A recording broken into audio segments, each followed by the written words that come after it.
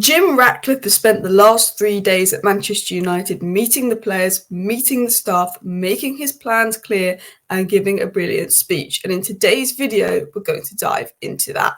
So, hello and welcome back to Alice Talks Football. We're going to break down all the information that's come out from Sir Jim Ratcliffe's visit to Manchester United, what him and Brailsford have said to people, why the Glazers could be a little bit worried, some pretty exciting things coming up, some plans and some things that Sir Jim has said among January plans. So please do hit that like button if you have not already.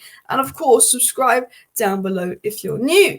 So we're going to firstly talk about the stories that have come out from The Athletic and Simon Stone, two very credible sources of information that have been briefed by the club after Ratcliffe's visit. And they said several Manchester United staff in attendance on Thursday were left similarly left feeling inspired but carrying caution about how Sir Jim Ratcliffe would put his plans into practice. It was felt that he and Brailsford are applying pressure to perform, but also encouraging people to be part of the change, was the first story coming out, saying that Ratcliffe's attendance, ultimately, now it's over, had left people mostly feeling inspired, but obviously a little bit of caution.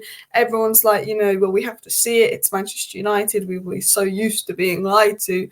But there was a good feeling around sort of the staff and players at Manchester United. Ratcliffe obviously did a speech to them, spoke to them about how he plans to bring United back to the top, how the current standards haven't been acceptable, how it's about performance on the pitch, not making money, which we'll dive into. But for the most part, the staff seemed a little bit excited about Ratcliffe coming in. It was said by Simon Stone that Sir Dave Brailsford has led a number of group chats in which he referred to Man United's performance challenge, which was his way of highlighting the chronic underperformance in recent years. They've met people, they've led group chats, and they've been highlighting Manchester United's underperformance in recent years, because the Glazers obviously do not like that bit, and they're ready to fix it. It's sort of the assumption coming out. So what are INEOS's plans? What information was gained from them going to Old Trafford? It was said that Ratcliffe and Brailsford are understood to have given the same message in a series of meetings with staff over the past 3 days, making it clear that Man United's on-field performances in recent years have been unacceptable and that they will demand a return to world-class standards set during the Sir Alex Ferguson era. Now, hopefully this is the case. This is what I believe is the plan, and hopefully this is what we do. The standards at this club have not been good enough. I remember Ronaldo, he did an interview, and this wasn't the Piers Morgan interview. This was an interview Ronaldo made in his early days at United. And he said when he was at United, it was first, second or third. And third was not good enough. You were always in a title race. He said a bad season when he was at United was going third. It wasn't about fourth. It was we will be first, second or third every season when he was at United. But it was about the title race. If you didn't win the title, if you didn't win a Champions League, it was a bad season. If you came third with an FA Cup and a Carabao Cup, it was a bad season. We're celebrating that. We've been celebrating top four finishes with a trophy, a Carabao Cup. But the standard United is, top four is like that is a must. Top four isn't will we get top four this season, will we not? Top four should be the bare minimum. That is a must. It should be, we've got to be in the title race. Every season we've got to be in the title race. And the question should be, do we win the title or do we just miss out? Arsenal have been in a title race last season. They didn't win it.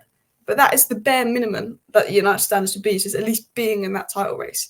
And hopefully INEOS do take us back to those standards, particularly those Sir Alex Ferguson standards, because I think these players have gotten away with way too much power, way too much control.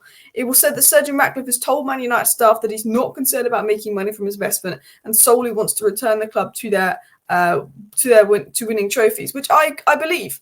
And the reason I believe that is because INEOS make 10 times more revenue than Manchester United. If Ratcliffe wants money, he's going to take that out of INEOS. They're 10 times richer than United. They make so much more money. People don't realise how rich Ratcliffe is. Not as rich as Qatar, couldn't buy the full club, which we're not happy about.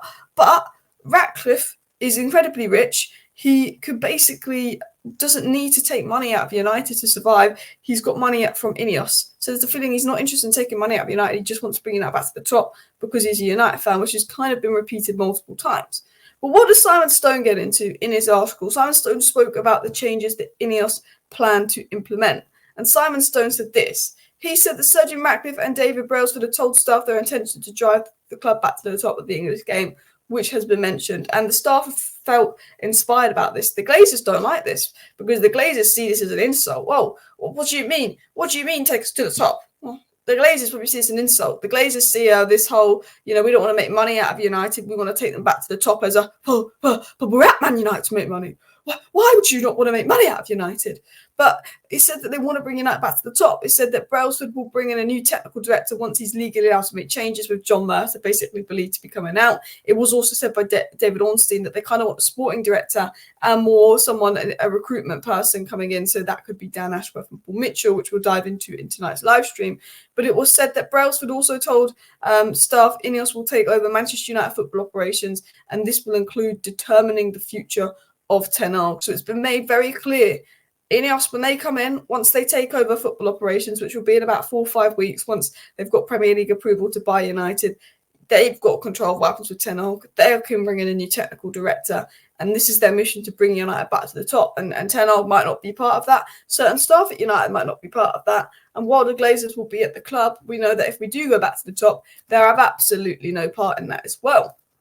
Continuing on to what was sort of said by Sir Jim Ratcliffe when he was at his visit to United, it was said that Sir Jim Ratcliffe accepted that he would have to wait until the Premier League ratifies for his deal for Manchester United, but once the expected approval arrives in around 6 weeks, the INEOS influence would be in earnest. He said that he and Dave Brailsford could then get more info and detail of their aims out, with the current situation limiting some of the candor, basically saying that once he's been approved, we're going to get even more information of what they plan to do.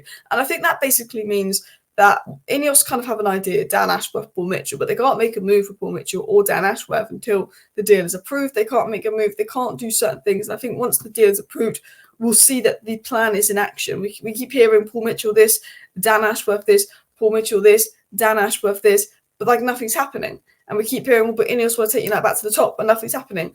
And that is because nothing can happen until the deal is approved, if that makes sense. And the United Muppeteers added to this, and they said a major takeaway from multiple sources regarding Sir Jim's discussion with staff is that he's not in for the money. He has affirmed his intent to utilise his own money, and I can say that there have been serious conversations over the last few days stressing the need for change. So Sir Jim Ratcliffe came in, gave a good speech to the staff at Manchester United, and he made it clear, I'm not here for the money. I'm not here to utilise Man United's money. I'm going to utilise my own money. I'm here to change United because this club needs serious change. And the Glazers will like that Sir Jim is bringing in his own money. The Glazers won't be a big fan of Sir Jim going to the whole of the staff and saying, I'm not here to make money out of United. I'm here to get us back to the top. The standards aren't good enough. This club needs a serious change. The Glazers won't like that because they had a big hissy fit when Qatar leaked to the media that they were going to bring United back to the top as part of their bid. They're the big hissy. But at the end of the day, Jim Ratcliffe's right. He's right. He wants to come into United. The club needs serious changes, and he's told the staff that, and I like that. I don't care if the Glazers are going to be insulted that Ratcliffe's gone in and said, look, this club needs some serious changes. It's run awfully. Ratcliffe's basically said that, and if it upsets the Glazers, so be it. They're the ones that want to stay and work with Ratcliffe.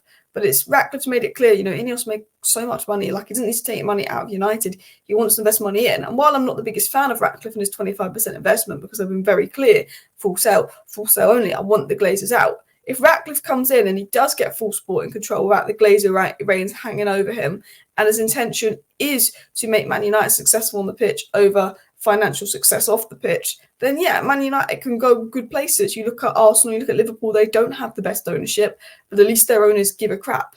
We don't have the best ownership, and they don't give a crap about on-field performances. At least Arsenal and Liverpool, even though they don't have the best ownerships, at least they give a crap about on-field ownership. So it definitely makes a difference. Now, I just want to wrap up today's video with some other information. Now, please do subscribe, because we're going to be going through all this news and information tonight, or about 5 o'clock in my live stream. But it said that Manchester United have scouted LDU Quito midfielder Oscar Zambrano. It said that Man United are not planning on offering Anthony Martial a new contract. He's set to be released on a free when his deal expires in the summer if he does not find a new club this month.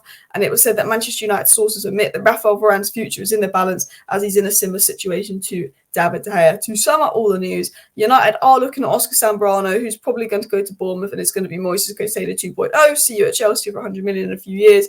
Martial is set to leave United. Sky came out saying, we're going to give Martial a new contract. Sky Sports News, Slow Sports News, obviously been misinformed. Martial's going to go for a free. I don't think if INEOS came into United and the first thing they did was give Martial a new contract, I think a lot of us would be questioning how serious are INEOS. Like, how serious are they? Do you know what I mean? That's not going to happen. And then hopefully Varane does stay. His future's in the balance. I think it's more about getting Varane to agree a contract on less wages. That's what we did with De Gea. We gave him a new contract. He agreed to less wages, but then we didn't sign off, and we said adios to De Gea and treated him really badly, to be honest. So hopefully we don't have a repeat with that with Varane. Hopefully Varane does stay for another year, because he's better than Lindelof. He's better than Maguire. Let's not be getting our best players out first, even though he's on high wages. Let's be getting the ones that aren't good enough out first. Smash a like, smash a subscribe. Back about 5 p.m. tonight. See you then. Bye.